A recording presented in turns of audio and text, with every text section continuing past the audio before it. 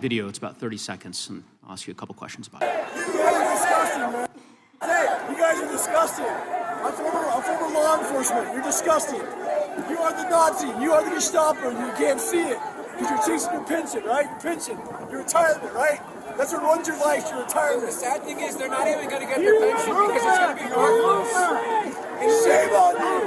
Shame on you. Shame on you. Yeah. Fuck that. Yeah.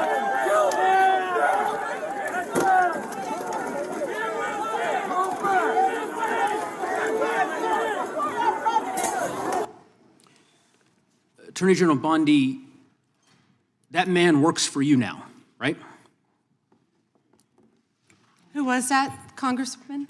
The man in that video, the one who was in the police-worn body cam footage, the one allegedly yelling, "Kill him," at police officers on January 6th, his name is Jared Wise. He does work for us. He works for you at the Department of Justice. He does. This is an individual whom a federal grand jury indicted for 2 felonies and 4 misdemeanors related to his participation in the attack on January 6th. One of those charges was forcibly assaulting, resisting, opposing, impeding, intimidating, and interfering with police with the intent to commit another felony. This is who you choose as the Chief Law Enforcement Officer of the United States of America to hire at the Department of Justice. Someone on video yelling, "Kill him," at police officers, right? I believe he was pardoned by President Trump. Oh, he was pardoned. You're right. You're right. Pardoned by President Trump for his offense. Pardoned for yelling, "Kill him," at police officers. And yet you expect hardworking police officers across the country to believe that you take law enforcement seriously. You could imagine the reaction of so many folks across the country hearing the Chief Law Enforcement Officer of the United States refuse to even condemn what that individual whom you've now hired. At this point, I could see the hearing starting to spiral into a much bigger argument, not just about one man, but about the entire Justice Department and its leadership. But it didn't stop there. Watch and see as the real drama unfolds. And if you enjoy this kind of breakdown where I explain what's really happening in these hearings, make sure you click on the subscribe button below so you don't miss the next one. Because what happened next turned into a completely different battle, this time about the Department of Justice itself.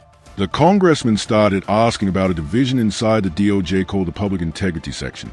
He asked a simple question: which president created it? Instead of answering directly, she started talking about when weaponization ended. And that's when the argument about reclaiming my time started. Both sides talking over each other, the chairman stepping in, and the tension rising again. Then the congressman dropped another major claim. He said when she first became Attorney General, there were 35 people working in that public integrity office, and now there were only 2. He accused her of gutting the office. Then he moved to another question, the National Cryptocurrency Enforcement Team. He kept asking, how many people work there? But she kept trying to go back to the previous question instead of answering. And he kept pressing, how many people work there? How many? And then he answered his own question. He said the reason she wouldn't answer was because the team had been eliminated the previous year. And that's why she didn't want to tell the American people how many people worked there. Let's talk a little bit about some of the other divisions within the Department of Justice and what's happened over the last year. You're familiar with the Public Integrity Section of the DOJ's Criminal Division. I think it's referred to as PIN. Is that right? Yes. Okay. Do you know which presidential administration under which the PIN was first created?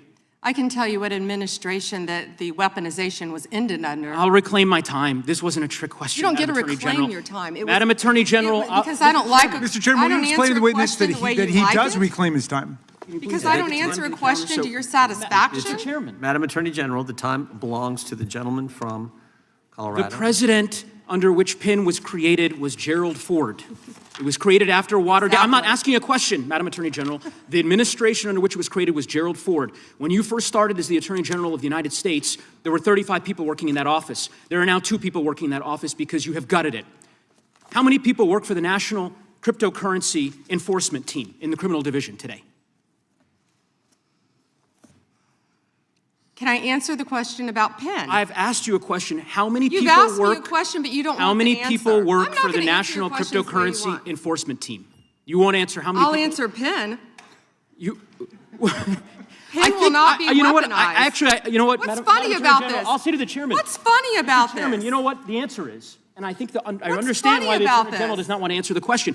Because you eliminated the National Cryptocurrency Enforcement Team last year. So I understand why you don't want to tell the American people who works there. Yeah, I no one understand works why there you don't want to anymore, talk about Madam Mohammed Attorney Solomon General. in So, your district. In any event, who I would murdered people. Mr. Chairman, will you stop the clock so his time is not wasted by I've the been witness? very generous with allowing extra time when we have these little disputes. I understand. You got the time, Mr. Goose. I might as well ask the chairman these questions. I'd be happy because to answer what some of your questions. What's profound, the questions I've Profound? asked... The crime in questions your I've district. asked, Mr. Chairman, are not trick questions. They're not gotcha questions. They're actually basic questions about how the Department of Justice functions and the unwillingness of this Attorney General to answer them in good faith. When a member of Congress asks how many people work at the National Cryptocurrency Enforcement Team and the Attorney General refuses to answer it, it is not a coincidence. It's because she eliminated the team. Why? Because her boss, the President of the United States, is making money hand over fist, $1.4 billion over the course of the last year through cryptocurrency holdings. I think what is happening at the Department of Justice is a disgrace, Mr. Chairman, and I would urge you to gain control of this hearing. With that, I yield back the balance of my time. Yeah. I would ask the gentleman, does he agree with the standing up of the Deputy Attorney General for dealing with fraud? That's something that's happened in this administration, first time. You talked about PIN. That happened with this Justice Department. We're talking about this committee. Mr. Chairman, had you answered the question, had the Attorney General answered the question in that way, perhaps this hearing would have some modicum of resembling something that has typically been fairly conventional, an oversight hearing of the Department of Justice. At this point, the hearing wasn't even a normal question and answer session anymore. It had turned into a full political confrontation, with accusations flying about corruption, cryptocurrency money, and the Department of Justice being dismantled piece by piece. He even went as far as saying the president had made over $1 billion through cryptocurrency, and suggested that was the reason the enforcement team was eliminated. That was a huge accusation, and you could feel how serious the moment had become. By the time he finished speaking, he said what was happening at the Department of Justice was a disgrace and urged the chairman to take control of the hearing. And as I watched the entire exchange, what stood out to me the most was that this wasn't really a normal oversight hearing anymore. This had turned into a battle over law enforcement, January 6th, the Justice Department, cryptocurrency, and political power, all in one hearing. And moments like this are why I always say, when you watch these hearings closely, you start to realize the real story isn't just what they say. It's what they refuse to answer, the questions they avoid, and the moments when the room gets tense and everyone starts talking over each other. That's where the real story usually is.